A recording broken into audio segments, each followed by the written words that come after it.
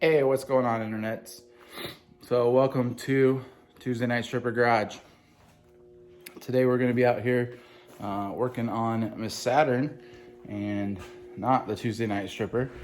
Me and her are on a bit of a break.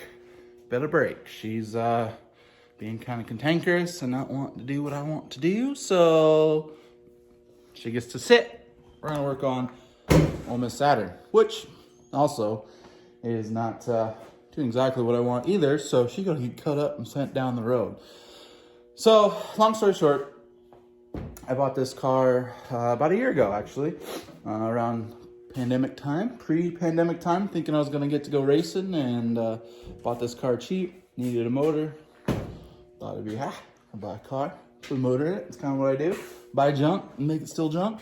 So, I did that, bought it, then everything shut down. So I was like, sweet, I got some time to work on the thing. So I worked on it for a while and did some things and got it running. Everything was hunky-dory. Well, the more I kept working on it, the more it kept breaking. So I kind of let it sit, getting ready for this year, this upcoming season. Practices start here in about a month here in Iowa. So, it's time to get the frost busters out and get to working. So I started working on it again, and the more I touched, the more it crumbled, the more it fell apart, the more I couldn't fix. So decided to pull the plug on her. Still in the process of looking for another shell. I'd like to find another Saturn just like it, so I could just flop everything over. That is the beauty of these kind of cars. You just kind of gut them, cut the cage out, and move your bits from one to the other. So that's kind of what I'm doing. Plan for today, tomorrow, just get things pulled out of this car, get everything that I want out, and get ready for finding a new shell. So I'll kind of give you a walk around, show you the car, show you what I'm talking about as far as things being, well, I'll show you. So yeah, let's start here. So I've already had it in the shop, kind of working on it a little bit anyway, like I said, so I got the back tires taken off, got some things done. But in case you didn't know, this would be considered a dirt track circle car. Races all over the Midwest. I think Iowa has the most dirt tracks in the nation, so we've got a lot of dirt tracks to go race at. These are kind of very entry-level class.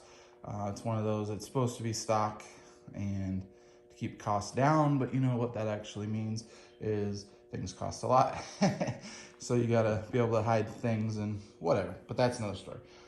So that's what this car is for. Go roundy round and go door to door with people. So I bought this car, like I said, it was pre-done, it was a race car. The guy had raced it, just let it sit, and I'll show you the dirtiest part first. So if you look back in here, yeah, granted it's kind of dark again, but see all those holes? Yeah. There is like nothing connecting the unibody frame rails of this car to the back subframe. The back subframe mounts right down in here, just 2 bolts, and then it comes up, mounts to this plate here, which I added trying to save the car, but like I said, the more I kept fixing things, the worse it got. So the holes don't matter. I don't really care about the holes per se, but the fact that there is like, it's crossed over there, there's just nothing connecting that frame rail back up into there. That is just all rotten, and that's the problem with it. The holes I could put tin over, that's fine. That's just factory, natural weight reduction. But the fact that there's really nothing connecting the back of this car to the front besides, the 2 frame kickers. That's really what makes it, very actually unsafe at this point. I tried to talk myself into not unsafe, but so that's the gist of it. So that's why she's getting cut up. There's just no more saving it. I thought I could, but I can't. So yeah, so we're gonna start by pulling off all the little things, the toe chains, the bumpers, these bodies, it's the Saturn, so they're plastic. They just bolt on. We're gonna pull all that stuff off. It's sheeted with this aluminum to kind of protect it, so that because these plastic doors, like I said, just explode when they get hit. So we sheet it in this aluminum that the late models and modifieds use and stuff. So I'll pull all that off. That can all go to the next car. Cut the roof off because it was already cut off to get the cage out. I'll cut the roof off again and save as much as I can of this tin and the dash, my little hatch here for the electricals and ECU and stuff. I'll save all that. That'll go over to the next car. This is set up with I don't say a special ECU, but it's a manual car with a automatic ECU. Turns a few more RPMs. My push button, all that stuff. It's already all stripped out, so I can use that. Put my seat, my harnesses. We'll get it down, whittle down to where I cut the cage out. I can use that for the next car. Cut all the bars out of the doors.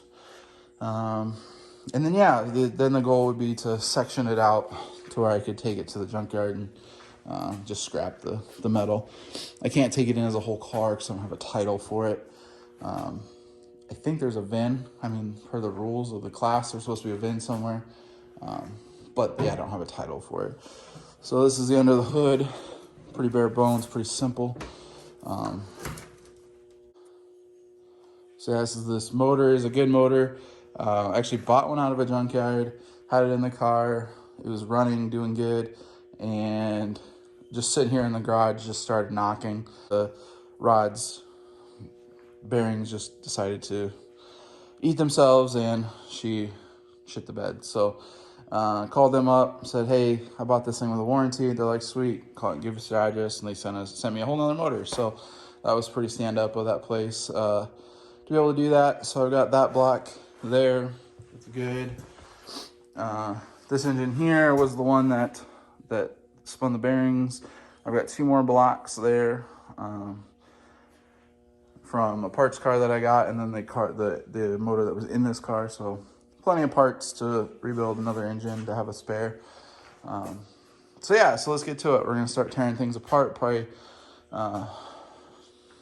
get started with running the drill and start pulling these panels off so I get to the doors, get the roof off.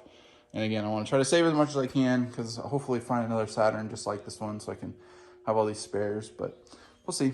So that's what we'll do. I'll set you up and kind of get to work. So there you can see it didn't take too long. Just all those rivets, just drilled those out. Handful of bolts along the bottom here on this angle iron down below. And a couple of self-tappers. Popped all these off. So these are the factory doors that are just riveted together, and then that piece of aluminum on there. So yeah, you can kind of see the skeleton that we built underneath. And this stuff obviously isn't like gonna stop a crash, but it's to keep guys from just rubbing through, since I have plastic doors instead of real metal doors. So but the cage has got a nice heavy plate on it, plus well-built cage. So yeah, we're gonna continue to kind of keep plucking away here and just undoing rivets and pulling all these pieces off, and then we'll get to a point where we'll need to come through and cut all these off as close as I can to hopefully be able to reuse exactly what's here, and just like I said, flop it onto a new car. So break out the Sawzall and the rear angle grinder here in a little while and throw some sparks and see if we can't catch some of these corn stalks that keep falling out of this thing. I don't know if you've seen my Instagram, but a while back we did some laps out in the cornfield, and this thing has got corn stalks in places it didn't know it had, and they're still coming out. So yeah, hopefully we don't get any sparks catching any fires in here, because that would be a real bummer. But we're gonna keep plugging away here. I see a handful of self-tappers that need to come out and pop this rear fender off. We'll work around, try to get that bumper off, those chains. All right, so we got this side of the car done. Get the bumper pulled off. I still want to come back and pull the actual support. I'll do that later. But you can see this side, I got all the plastics off. We got rear fenders, the bumper, obviously the deck lid. I pulled some trim pieces off of here to help, you know, go back on the new car. Or actually I just have spares or whatever need be. I started pulling this dash panel out, but it can honestly stay with the car. My plan would be to redo it because it's kind of janky. But I got my gauges pulled out, got all the wiring tucked up, so I could essentially cut the cage out as it sits, unbolt my seat and whatnot too. But I guess I did see I need to get that visor out. So I don't have to make a new one of those. But yeah, so I think that's probably gonna do it for this video. Side note, it's kind of interesting, you know, everybody talks about cars being safe and, you know, crash standards and all this stuff. Well, you know, this thing is essentially a tube chassis from the factory. I mean, this unibody is all that is there for protection.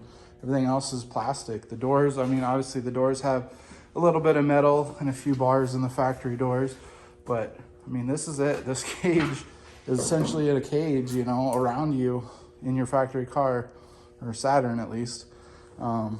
So it's just kind of interesting. Everybody, you know, badmouthed the F-150 when they came out. Oh, it's aluminum, blah, blah, blah. Well, it may be aluminum wrapped around a pretty gosh darn strong frame. So whatever. It's just kind of interesting that these things were this way for how many years, and, you know, nobody really said much about them. But I just think it's interesting that, you know, you cut the skin off of it and there's not much there really. So it's interesting. So anyway, whatever, I'm done. I'm rambling. We'll catch you on the next one, and hopefully get this thing pulled out and continue to tear this car apart and get ready for the new one. Season's coming.